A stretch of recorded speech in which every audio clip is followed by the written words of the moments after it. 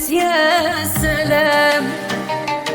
محمد عبد العال في الأكشن كمان، فندم ملك الساحة بلا جدان، والمنتج ورا من أجمل خيال. أحسن ما سوى وأروع إخراج، الإبداع في كل لحظة وفي كل مشهد احتياج، ودي غنى مش زي كل الغنوات تخليك تحب الأفلام والإبداعات. الفن والأكشن هنا مكانهم، محمد عبد العال يبدع ويسكت لهم. فندم ملوش مثيل في كل مرة، والإبهار في كل لحظة مرة. كل فيلم هنا قصة وحكاية،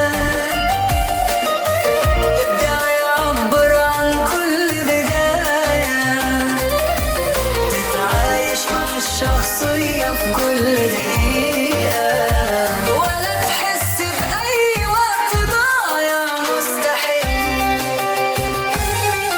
هو ده المكان اللي الأفلام تزهر،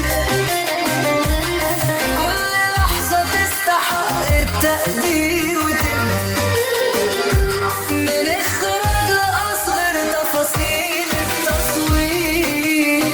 هنا الفن بيبدأ ولا يمكن يتغير، الفن والأكشن هنا مكانهم، محمد عبد العال يبدع ويثبت لهم.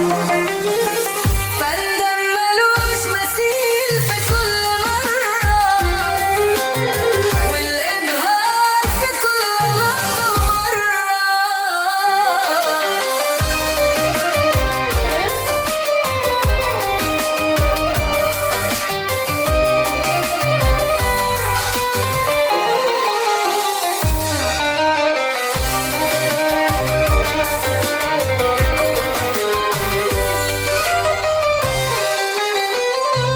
هو ده المكان اللي الأفلام تزهر، كل لحظة تستحق التقدير وتبهر.